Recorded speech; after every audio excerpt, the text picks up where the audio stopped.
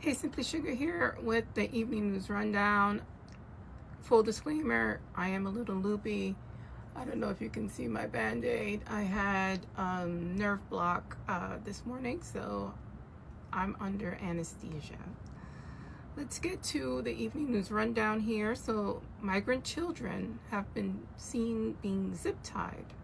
So at least 3 migrant children ages 9 to 12 years old who was detained and zip-tied in San Antonio Immigration Court on the 29th, despite a judge dismissing their cases. The incident was captured on video by an immigration attorney and has sparked outrage amongst advocates. I love how we are zip tying, which is equated to handcuffing young children. Again, I find it ironic that this comes from the party of Christians and people who do not believe in abortions, but they also believe in treating children like barbarians and, probably causing a lot of mental distress for the rest of their lives. Also, in a separate incident, a family of 6, including children, was detained by ICE outside of the same court.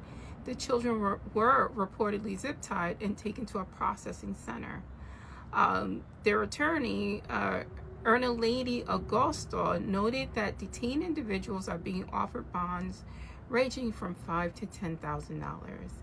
Where are these people going to get this money? I'm hoping that they post some type of GoFundMe fund where we can help support these people. In Supreme Court rulings, the Supreme Court has permitted the Trump administration to revoke temporary legal statuses for over 500 migrants from Venezuela, Cuba, Haiti, and Nicaragua. This decision overturns a lower court's ruling that had blocked the administration's move to end immigration parole granted by the previous administration. Now, if you want to end this program, okay. I don't like you ending these programs, but if you wanted to end these programs, fine, I can understand it. I don't like it, I don't agree with it, but I can understand it. Cruelly removing the people that you allowed to come here under this, no matter if it's under another administration, is downright despicable and disgusting. These people have created lives here. They have done things the right way. And what do? You kick them in the ass and you send them out of here. Again, this is coming from people who claim to be Christian and hold Christian values. This is sickening. I keep waiting for karma to happen because I know what goes up must come down. But it can't come down soon enough. Like I'm hoping, praying, and wishing. President Donald Trump's education secretary has threatened to pull federal funding from New York State over its ban on Native American mascots in school. And this is what we're focusing on. We're focusing on just hurting people of color by any means necessary.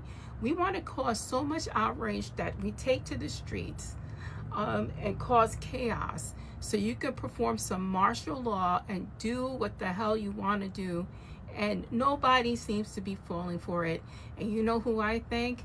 I thank my African American brothers and sisters for teaching me, because I'm going to sit this for a distance, from a distance, and allow other people to go out and protest on our behalf, because it is their turn.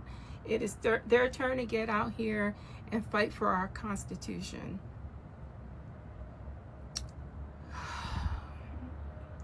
Let's talk about trade and mergers. So President Donald Trump has reversed his previous opposition to the $14.9 billion merger between the U.S. Steel and Japan's Nippon Steel, now referring to it as a partnership.